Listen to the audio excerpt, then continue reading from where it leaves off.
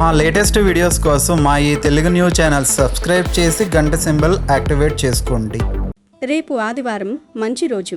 రాత్రికి వెల్లుల్లితో రహస్యంగా ఇలా చేస్తే శత్రుబాధలు అప్పులన్నీ పోయి పట్టిందల్లా బంగారంలాగా మారుతుంది.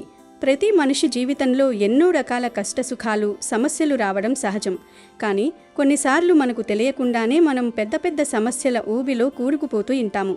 ముఖ్యంగా అప్పుల బాధలు, శత్రువుల వేధింపులు మనిషిని శారీరకంగానే కాకుండా మానసికంగా కూడా తీవ్రంగా కుంగదీస్తాయి. మనం ఎవరికి ఎలాంటి హాని చేయకపోయినా సరే, ఎవరి జోలికి వెళ్ళకపోయినా సరే, కొంతమంది ఊరికే మన మీద పగ పెంచుకుంటారు. మనం ప్రశాంతంగా జీవిస్తుంటే చూసి ఓర్వలేక అసూయపడుతూ ఉంటారు. లేనిపోని నిందలు వేయడం, చాడీలు చెప్పడం, మనల్ని ఏదో ఒక రకంగా ఇబ్బంది పెట్టాలని చూడటం, మన ఎదుగుదలను అడ్డుకోవాలని కుట్రలు చేయడం చేస్తుంటారు. మన ఇంటి మీద, మన ఎదుగుదల మీద వారి చెడు దృష్టి ఎప్పుడూ పడుతూనే ఉంటుంది. ఒక్కోసారి ఆ శత్రుత్వం, కక్ష ఎంతదాకా వెళ్తుందంటే మన నాశనం కోరుకుంటూ రోడ్ల మీద దిష్టి తీసిపోయడాలు, ఏవో చెడు ప్రయోగాలు చేయించడాలు కూడా చేస్తుంటారు. ఇలాంటి నరదృష్టి, శత్రుబాధలు, అలాగే జీవితంలో ఎంత కష్టపడినా తీరని అప్పుల బాధలు, దరిద్రం, ఆర్థిక ఇబ్బందులు ఇవన్నీ కూడా మనల్ని ఒక అంధకారంలోకి నెట్టేస్తాయి. ఏ పని చేసినా కలిసి రాకపోవడం, అన్నీ వ్యతిరేకంగా వికటించడం వల్ల జీవితం మీద తీవ్రమైన విరక్తి పుడుతుంది.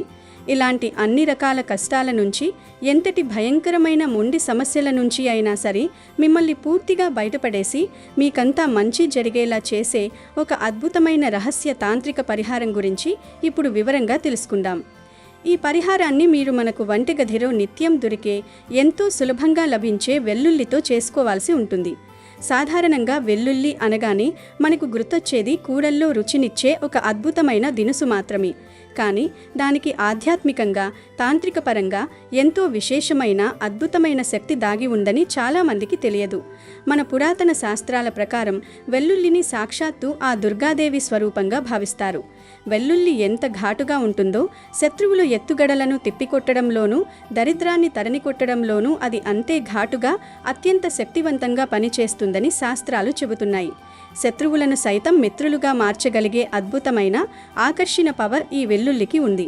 ఒకవేళ ఆ శత్రువులు మీకు మిత్రులుగా మారకపోయినా సరే, వాళ్ళు చేసే ఎలాంటి చెడు ప్రయోగాలు, వాళ్ళ నలదృష్టి మిమ్మల్ని ఏమాత్రం తాకకుండా, మీ దరిదాపుల్లోకి రాకుండా ఇది ఒక అదృశ్య రక్షణ కవచంలా మిమ్మల్ని, మీ కుటుంబాన్ని కాపాడుతుంది. ఇది చాలా రహస్యంగా చేసుకునే ఒక పవర్ఫుల్ తాంత్రిక పరిహారం.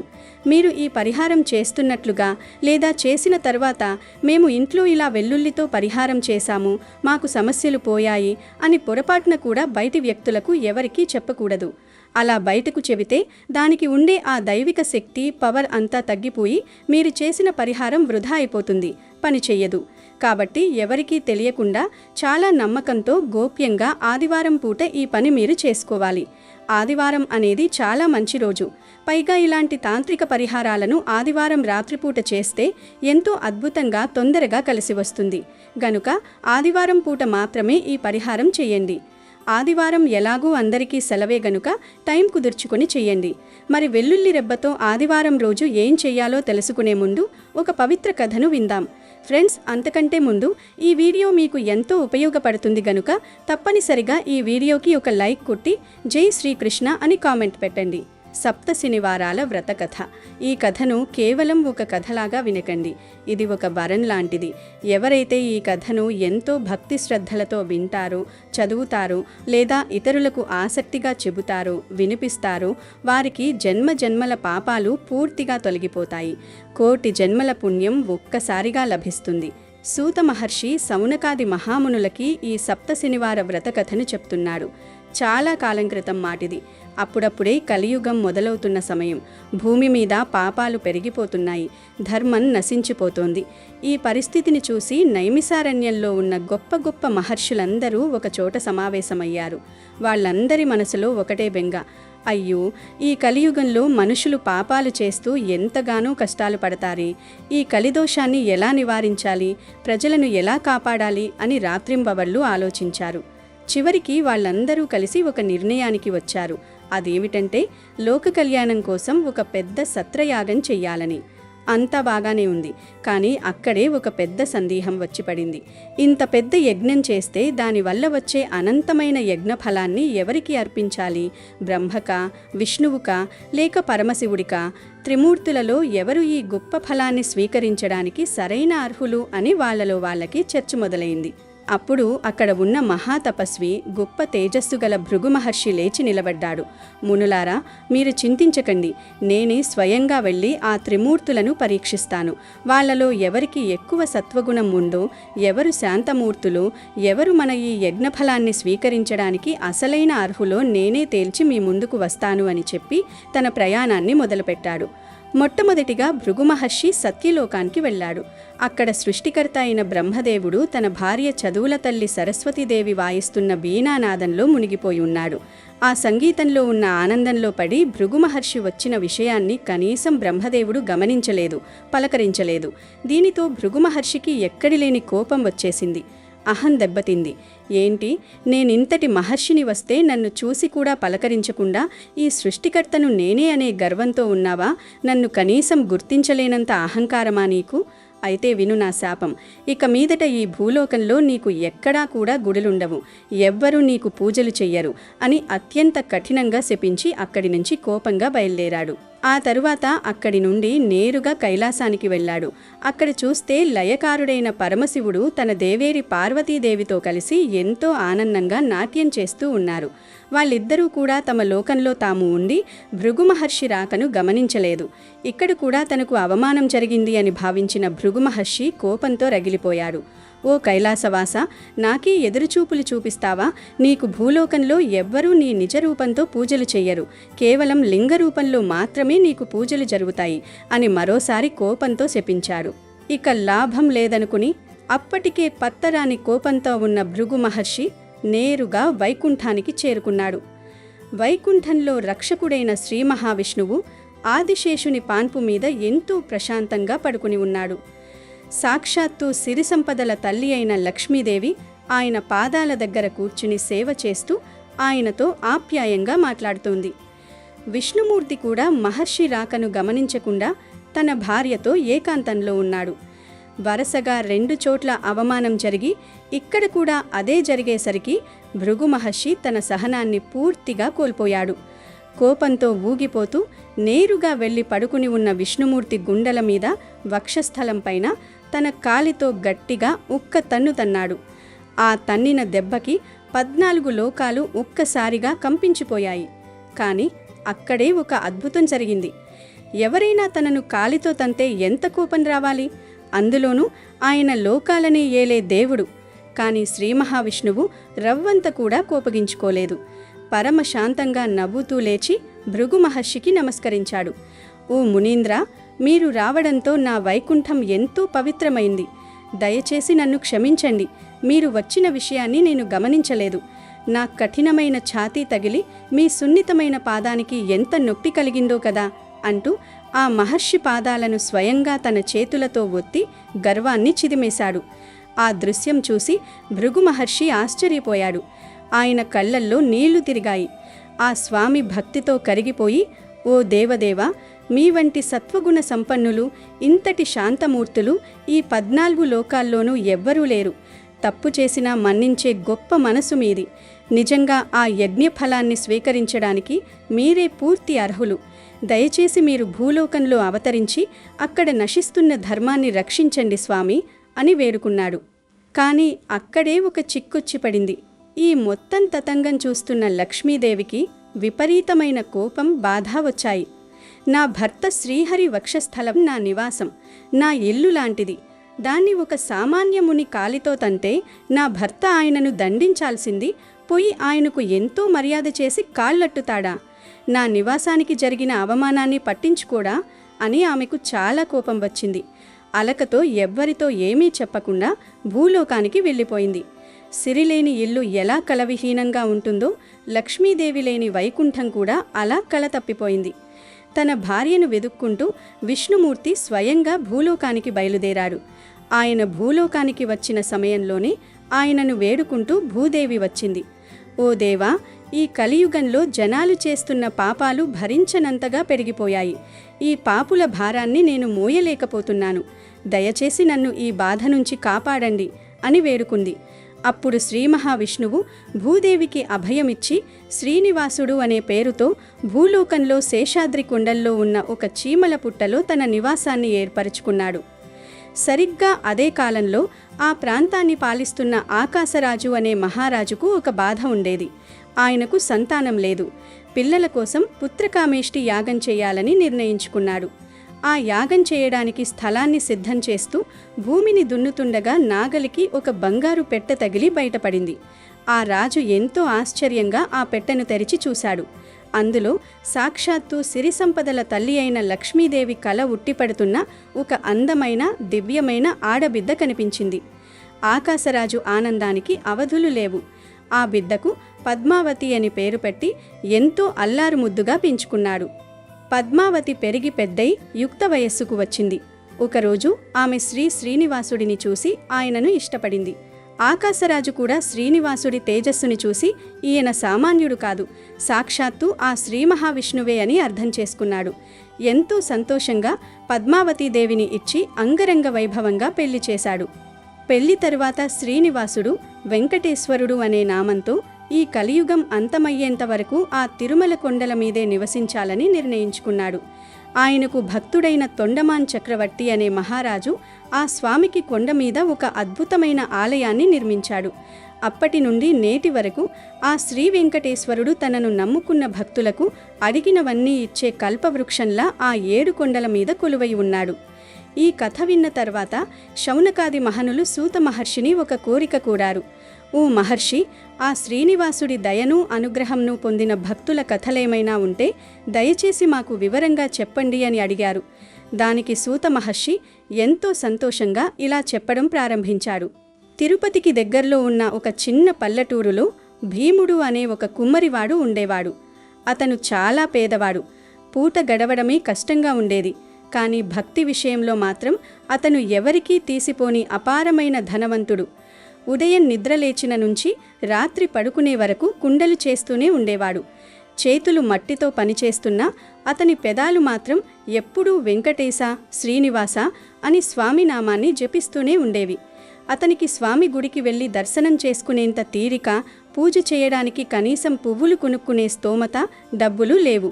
అందుకని అతనేం చేసేవాడంటే తాను కుండలు చేసే పని ప్రదేశంలోనే స్వామివారి బొమ్మను పెట్టుకున్నాడు. తనకు దేవుడి మీద ఉన్న ప్రేమను చూపించడానికి కుండలు చేసేటప్పుడు తన చేతికి అంటిన మట్టిని చిన్న చిన్న పువ్వులుగా మలచి ఎంతో భక్తితో ఆ స్వామికి సమర్పించేవాడు. అలా ఆ పేద కుమ్మరివాడు ప్రతిరోజు శ్రీ వెంకటేశ్వరుడికి తన మట్టి పువ్వులతోనే ఎంతో ఇష్టంగా నిత్య పూజ చేసేవాడు. సరిగ్గా అదే సమయంలో ఆ ప్రాంతాన్ని పాలిస్తున్న తొండమాన్ చక్రవర్తి ప్రతిరోజు అత్యంత వైభవంగా తిరుమలకు వెళ్ళేవాడు. ఆయన మహారాజు కదా. స్వామివారికి బంగారు పువ్వులు చేయించి ఆ బంగారు పువ్వులతో ఎంతో ఘనంగా పూజ చేసేవాడు. కానీ రాజుకు రాను రాను మనసులో అహంకారం, గర్వం పెరిగిపోయాయి. ఈ ప్రపంచంలో నా అంతటి భక్తుడు ఎవరూ లేరు, నా అంతగా ఈ స్వామిని బంగారు పువ్వులతో పూజించే స్తోమత, గొప్పతనం మరెవ్వరికీ లేదు అని విపరీతంగా గర్వపడేవాడు. ఇలా ఉండగా ఒకరోజు గుడిలో ఒక వింత, ఎంతో ఆశ్చర్యకరమైన విషయం జరిగింది. రాజుగారు తాను స్వయంగా తెచ్చి స్వామి పాదాల దగ్గర పెట్టిన బంగారు పువ్వుల స్థానంలో అకస్మాత్తుగా కొన్ని మట్టి పువ్వులు కనిపించాయి. రాజుకు పిచ్చెక్కినంత పనైంది. ఎవరు నా పూల స్థానంలో మట్టి పువ్వులు పెడుతున్నారు?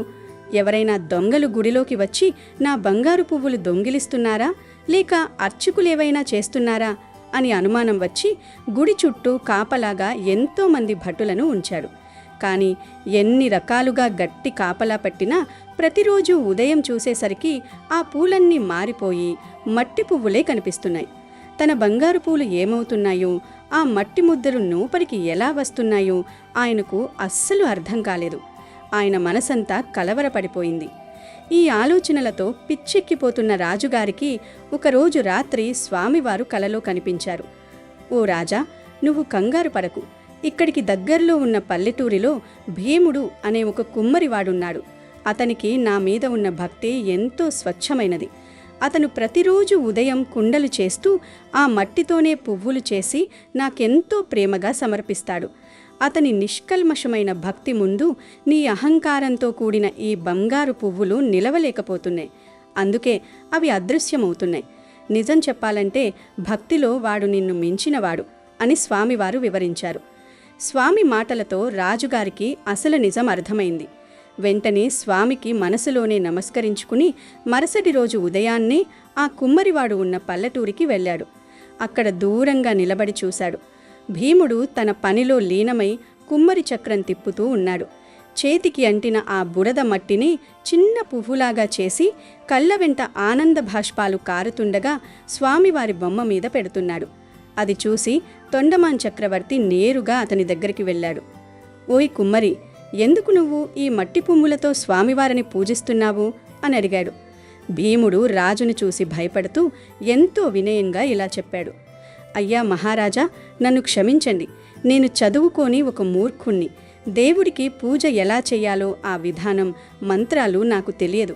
కనీసం మార్కెట్కి వెళ్ళి పూలు కొందామంటే నా దగ్గర డబ్బులు లేవు.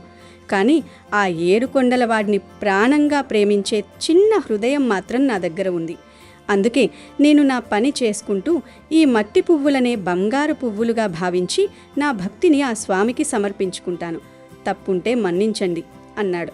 ఆ మాటలు వినగానే మహారాజు కళ్ళలో ధారలుగా కన్నీళ్లు వచ్చాయి. తన అహంకారం, గర్వం ఎంత పనికిమాలినవో అతనికి కనువిప్పు కలిగింది.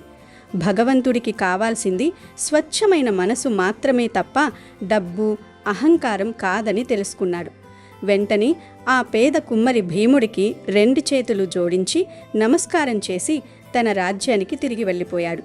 అలా తన జీవితాంతం ఎలాంటి అహంకారం లేకుండా స్వామివారిని పూజించిన ఆ భీముడు కొంతకాలానికి మరణం లేకుండా ప్రాణాలతోని, అంటే సశరీరంగా నేరుగా వైకుంఠానికి వెళ్ళిపోయాడు.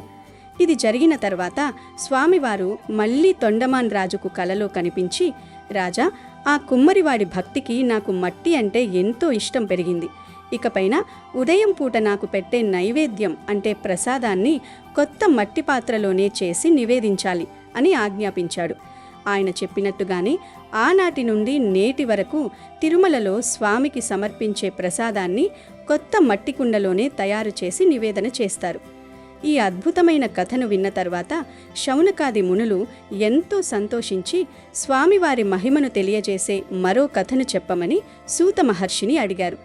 అప్పుడాయన ఈ విధంగా చెప్పసాగాడు. కాంచీపురంలో దేవదత్తుడు అనే ఒక గొప్ప బ్రాహ్మణుడు ఉండేవాడు. ఆయన భార్య పేరు మాలిని.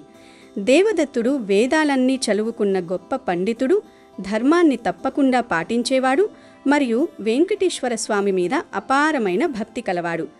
వీళ్ళ జీవితం ప్రశాంతంగా సాగిపోతున్న సమయంలో ఒకరోజు వాళ్ళింటికి కాశీయాత్ర ముగించుకుని వస్తున్న ఒక గొప్ప బ్రాహ్మణోత్తముడు అతిథిగా వచ్చాడు. మన సాంప్రదాయం ప్రకారం వచ్చిన అతిథికి కడుపు నిండా భోజనం పెట్టారు. భోజనమంతా పూర్తయిన తర్వాత ఆ బ్రాహ్మణుడు దేవదత్తుని జన్మకుండలిని అంటే జాతకాన్ని పరిశీలించి చూశాడు. ఆ జాతకం చూడగానే ఆయన ముఖం ఒక్కసారిగా మారిపోయింది. ఆయన తీవ్రమైన దిగ్భ్రాంతికి గురయ్యాడు. ఆయన దేవదత్తుడితో, నాయనా దేవదత్త, నీ జాతకంలో చాలా తీవ్రమైన శనిదోషం ఉంది. దానివల్ల నీకు అపమృత్యు యోగం అంటే ఆయుర్దాయం తీరకుండానే అకాల మరణం సంభవించే అవకాశం చాలా స్పష్టంగా కనిపిస్తోంది అని చెప్పాడు. ఆ మాట వినగానే పక్కనే ఉన్న ఆయన భార్య మాలిని గుండె ఆగినంత పనైంది. ఎంతో భయపడిపోయి కన్నీళ్లు పెట్టుకుంటూ, అయ్యా, దయచేసి మమ్మల్ని కాపాడండి. ఈ దోషం పోవడానికి, నా భర్త ప్రాణాలు నిలబడ్డానికి ఏమైనా పరిహారం ఉందా? ఏదైనా దారి చూపించండి అని ఆయన కాళ్ళ మీద పడి అడిగింది. అప్పుడు ఆ బ్రాహ్మణుడు ఆమెను ఓదారుస్తూ, తల్లి, భయపడకు, ఒక మార్గముంది. మీరు భక్తి శ్రద్ధలతో 7 శనివార వ్రతం అంటే 7 శనివారాల వ్రతం చెయ్యండి. శ్రీ వెంకటేశ్వర స్వామిని అలాగే శనీశ్వరుణ్ణి కూడా పూర్తి నమ్మకంతో మనస్ఫూర్తిగా ఆరాధించండి. మీకు ఖచ్చితంగా మంచి జరుగుతుంది అని చెప్పాడు. ఆయన చెప్పినట్లే ఆ దంపతులు వెంటనే వచ్చిన మొదటి శనివారమే వాళ్ళు తెల్లవారుజామున బ్రాహ్మీ ముహూర్తంలో నిద్రలేచారు. ఇల్లంతా శుభ్రం చేసుకుని ఇంటి ఈశాన్య భాగంలో ఒక పీట వేసి పూజా మండపాన్ని ఏర్పాటు చేశారు. అక్కడ శ్రీ వెంకటేశ్వర స్వామివారి అందమైన చిత్రపటాన్ని పెట్టి అలంకరించారు. స్వామివారికి ఇష్టమైన నైవేద్యంగా కొబ్బరికాయలు, అరటిపళ్ళు, నల్ల రుద్రాక్షలు, అలాగే 7 చిమ్మిలి ఉండలను అంటే నువ్వులు బెల్లం కలిపి చేసినవి తయారు చేసి స్వామి ముందు ఉంచారు. పిండి దీపాలు వెలిగించారు. ఎంతో భక్తి శ్రద్ధలతో కన్నీళ్లతో స్వామికి పూజ చేశారు. ఆ పూజ పూర్తయ్యాక ఇంటికి వచ్చిన ఒక బ్రాహ్మణుడికి కడుపు నిండా భోజనం పెట్టి ఆ తర్వాతే వీళ్ళు భోజనం చేశారు. ఇలా ఎక్కడా నిష్ఠ చెదరకుండా వరుసగా 7 శనివారాలు ఈ వ్రతాన్ని ఆచరించారు. ఇలా 7వ శనివారం వ్రతం పూర్తి చేసిన రోజు రాత్రి స్వామివారు మాలినికి కలలో ప్రత్యక్షమయ్యారు. ఓ పరమసాధ్వి, నీ భక్తికి, నీ నమ్మకానికి నేను చాలా సంతోషించాను. నువ్వు చేసిన ఈ 7 శనివారాల వ్రతం వల్ల నీ భర్త జాతకంలో ఉన్న భయంకరమైన శని దోషం పూర్తిగా తొలగిపోయింది. ఆ అపమృత్యు భయం ఇక లేదు. రాబోయే జన్మలో నీ భర్తకు ఉండాల్సిన ఆయుర్దాయాన్ని కూడా నేను తెచ్చి ఈ జన్మకే ఇచ్చేస్తున్నాను. ఇక మీరిద్దరూ ఏ కష్టం లేకుండా నిండు 100 ఏళ్ళు పెళ్ళాపాపలతో సుఖంగా జీవించండి. ధర్మం, అర్థం, కామం, మోక్షం అనే 4 పురుషార్థాలను సాధించి ఆనందంగా ఉండండి అని దీవించి మాయమయ్యారు. ఉదయం మెలకువ రాగానే మాలిని ఎంతో సంతోషంగా రాత్రి కలలో జరిగినదంతా తన భర్తకు చెప్పింది. ఇద్దరూ ఆనంద భాష్పాలతో చేతులు జోడించి స్వామివారికి కృతజ్ఞతలు తెలుపుకున్నారు. ఒక మంచి శుభముహూర్తం చూసుకుని తిరుమల కొండకు వెళ్ళి స్వామి దర్శనం చేసుకుని తమ మొక్కులు తీర్చుకుని అక్కడ ఎంతో మందికి అన్నదానం చేశారు. జీవితాంతం ఆ 7 కొండల వాడిని ధర్మబద్ధంగా సేవిస్తూ చివరికి ఎవరికీ దక్కని ఆ శ్రీ వెంకటేశ్వరుని సాన్నిధ్యాన్ని, మోక్షాన్ని పొందారు. కలో వెంకటనాయకః అంటే ఈ కలియుగంలో శ్రీ వెంకటేశ్వర స్వామిని మించిన కరుణామయుడైన ఆరాధ్య దైవం మరొకరు లేరు. ఎవరైతే అపారమైన నమ్మకంతో ఈ 7 శనివారాల వ్రతాన్ని ఆచరిస్తారో వారి జాతకంలో ఎలాంటి కఠినమైన శనిదోషాలున్నా అవన్నీ పటాపంచలైపోతాయి. అకాల మరణ భయం, అపమృత్యు దోషం దరిచేరువు. పిల్లలు లేని వారికి సంతాన ప్రాప్తి కలుగుతుంది. ఇంటా బయట ఆయురారోగ్యాలు, సకల శుభాలు కలుగుతాయి. ఆ స్వామివారి చల్లని చూపు, అనుగ్రహం వారి కుటుంబం మీద ఎప్పటికీ ఉంటుంది. ఓ మునులారా, ఈ కథను చదివిన వారికే కాదు, ఎవరైతే ఈ కథను శ్రద్ధగా వింటారో లేదా ఇతరులకి వినిపిస్తారో వాళ్ళందరికీ కూడా ఆ 7 కొండల వాడి పరిపూర్ణమైన అనుగ్రహం తప్పకుండా కలుగుతుంది అని సూత మహర్షి శౌనకాది మునులకు ఈ కథలన్నింటినీ ఎంతో అద్భుతంగా వివరించారు. విన్నారు కదా మిత్రులారా, ఇది మన 7 శనివారాల 7 శనివారాల వ్రతం వెనుక ఉన్న గొప్ప మహిమ. ఈ కథను విన్నవారికి, వేరొకరికి భక్తిగా వినిపించిన వారికి, అలాగే ఎంతో శ్రద్ధగా ఈ కథను చదివిన వారికి తప్పకుండా ఆ ఆపద ముక్కులవాడు 7 కొండల వాడి ఆశీస్సులు లభిస్తాయి. మన హిందూ ధర్మంలో ఉన్న అన్ని వ్రతాలలోనూ ఈ 7 శనివారాల వ్రతం ఎంతో అమూల్యమైనది, ఎంతో పవిత్రమైనది. ఇక విషయంలోకి వస్తే ఈ పరిహారం చేయడానికి మీకు ముఖ్యంగా కావాల్సిన వస్తువులు కేవలం 3. ఒక మంచి సైజులో ఉన్న వెల్లుల్లి రెబ్బ, నలుపు రంగు రాసే ఒక పెన్ లేదా స్కెచ్, మీ దగ్గర ఐబ్రో పెన్సిల్ ఉన్నా కూడా వాడచ్చు. కానీ రంగు నలుపు ఉండాలి. మరియు మనం గోడలకు ఫోటోలు తగిలించుకోవడానికి కుట్టే ఒక చిన్న ఇనుప మేకు. మీరు ఆదివారం రోజు సాయంత్రం సంధ్యా సమయం దాటిన తర్వాత, అంటే సుమారు 6 గంటల ప్రాంతం నుంచి రాత్రి 10 లేదా 11 గంటల లోపు ఎప్పుడైనా సరే మీకు వీలున్న సమయంలో ఈ పరిహారాన్ని ప్రశాంతంగా చేసుకోవచ్చు. ఆదివారం రోజున ఈ పరిహారం చేసేటప్పుడు మీరు కొన్ని నియమాలు ఖచ్చితంగా పాటించి తీరాలి. ఆ రోజు మీరు శుభ్రంగా తలస్నానం చేసి ఉండాలి. అలాగే పరిహారం చేసే సమయంలో నలుపు రంగు బట్టలు కూడా ధరించకూడదు. కోపంగా ఉన్నప్పుడు ఈ పరిహారం చేయకూడదు. శాంతంగా ఉండి చేయాలి. ఈ నియమాలు తూచా తప్పకుండా పాటిస్తూ ప్రశాంతమైన మనస్సుతో దేవుడి మీద భారం వేసి ఈ పరిహారాన్ని మొదలుపెట్టాలి. ముందుగా కట్టయిపోయి లేదా పాడైపోయి కూలిపోయి లేకుండా తాజాగా నిండుగా ఉన్న ఒక పెద్ద వెల్లుల్లి రెబ్బను ఎంచుకోండి. ఇక్కడ మీరు ఖచ్చితంగా గుర్తుపెట్టుకోవాల్సిన, ఏమాత్రం మరిచిపోకూడని అత్యంత ముఖ్యమైన విషయం ఏమిటంటే ఆ వెల్లుల్లి పైన ఉన్న పొట్టును, పీల్ను పూర్తిగా ఒలిచేసి తీసేయాలి. పొట్టుతో పాటుగా అలాగే ఉంచి చేస్తే ఈ పరిహారం అస్సలు పనిచెయ్యదు. ఎందుకంటే ఆ పొట్టు అనేది దైవశక్తికి అడ్డుగా నిలుస్తుంది. కాబట్టి శుభ్రంగా పైన ఉన్న పొట్టును తీసేసి లోపల ఉన్న తెల్లటి స్వచ్ఛమైన వెల్లుల్లి రెబ్బను మాత్రమే మీ చేతిలోకి తీసుకోండి. ఇప్పుడు మీరు సిద్ధంగా ఉంచుకున్న నలుపు రంగు పెన్ లేదా స్కెచ్తో ఆ తెల్లటి వెల్లుల్లి రెబ్బ మీద మీకు ఎవరైతే శత్రువులు ఉన్నారో, ఎవరైతే మిమ్మల్ని మానసికంగా వేధిస్తూ ఇబ్బంది పెడుతున్నారో వాళ్ళ పేరును స్పష్టంగా రాయండి. ఒకవేళ మీకు శత్రువులు ఎవరూ లేరు, మీకు ఎవరితోనూ గొడవలు లేవు, కానీ మీకు తీవ్రమైన ఆర్థిక సమస్యలు, తీర్చలేని అప్పుల బాధలు ఉన్నాయి అనుకుంటే ఆ వెల్లుల్లి మీద మీకున్న ప్రధాన సమస్యను రాయండి. ఉదాహరణకు అప్పులు తీరిపోవాలి అనో, డబ్బు నిలబడాలి అనో, లేదా ఆరోగ్యం బాగుండాలి అనో సింపుల్గా ఒకే ఒక్క పదంలో అర్థమయ్యేలా ఆ నల్ల పెన్తో దాని మీద రాయండి. ఇక్కడ మీరు గమనించాల్సిన మరో విషయం, మీరు ఒక వెల్లుల్లి రెబ్బ మీద ఒకరి పేరు లేదా ఒకే సమస్యను మాత్రమే రాయాలి. ఒకవేళ మీకు 2-3 శత్రువులు ఉంటే లేదా 2-3 వేరువేరు కష్టాలు ఉంటే దానికి తగినట్లుగా 2-3 వెల్లుల్లి రెబ్బలు విడివిడిగా తీసుకుని వాటన్నింటికీ పొట్టు తీసేసి వాటి మీద వేరువేరుగా ఆయా వ్యక్తుల పేర్లు లేదా ఆయా సమస్యలు రాసుకోవాలి. అంతేకాని ఒకే వెల్లుల్లి మీద గజిబిజిగా ఒకరి పేరు మీద ఇంకొకరి పేరు, ఒక సమస్య పక్కన ఇంకో సమస్య అన్నీ కలిపి ఇరికించి రాయకూడదు. ఇలా స్పష్టంగా రాసిన తర్వాత మీరు మీ పూజ గదిలో దేవుడి ముందు కూర్చుని కానీ లేదా ఇంట్లో ఎక్కడైనా ప్రశాంతంగా కూర్చుని కానీ ఒక బలమైన సంకల్పం చెప్పుకోవాలి. నా శత్రువులు నాకు దూరం కావాలి, వాళ్ళు నాకు అనుకూలంగా మారాలి, వాళ్ళ చెడు దృష్టి, ఏడుపు నాపై పడకూడదు అని గాని, లేదా నా అప్పులన్నీ త్వరగా తీరిపోవాలి, నాకు డబ్బు బాగా కలిసి రావాలి, మంచి ఇల్లు కట్టుకోవాలి, నా దరిద్రం పోవాలి అని గాని మీకు ఏ బలమైన కోరిక ఉంటే ఆ కోరికను ఎంతో మనస్ఫూర్తిగా, ఆర్తిగా కోరుకోండి. ప్రకృతికి, దైవానికి అనుసంధానమై ఆ కోరికను అడగండి. అలా మనస్ఫూర్తిగా కోరుకున్న తర్వాత ఆ వెల్లుల్లి రెబ్బను మీ కుడి చేతితో పట్టుకొని మీ తల చుట్టూ దిష్టి తీసినట్లుగా తిప్పుకోవాలి.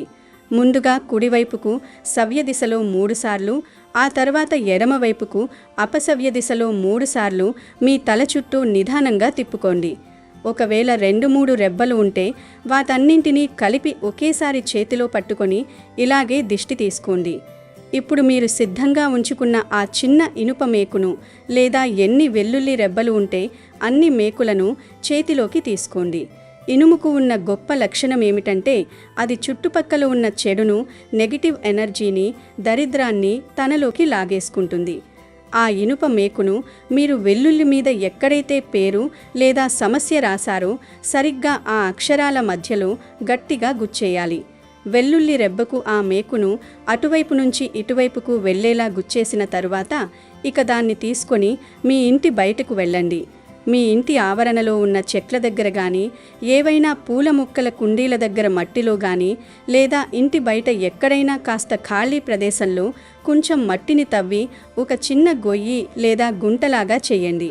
ఆ గుంటలో మీరు మేకుగుచ్చిన ఈ వెల్లుల్లి రెబ్బను అందులో పెట్టేసి అది మళ్ళీ ఎవరికీ కనిపించకుండా పైన మట్టిని కప్పేయండి.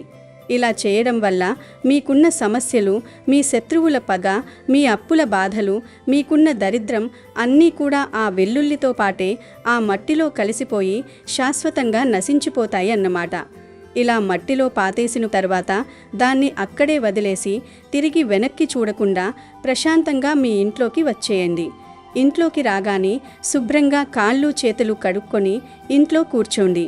నా సమస్యలన్నీ ఆ మట్టిలో కలిసిపోయాయి, ఆ దుర్గాదేవి దయ వల్ల ఇకపై నాకంతా మంచే జరుగుతుంది అని మనసులో బలంగా నమ్మండి. నమ్మకంతో చేసిన ఏ పనైనా సరే వృధా పోదు. ఈ చిన్న పరిహారం మీ జీవితంలో ఎంతటి అద్భుతాలను సృష్టిస్తుందో రాబోయే రోజుల్లో మీరే స్వయంగా చూస్తారు. శత్రువులు మీ జోలికి రారు, మీ మీద ఉన్న చెడు దృష్టి అంతా తొలగిపోతుంది.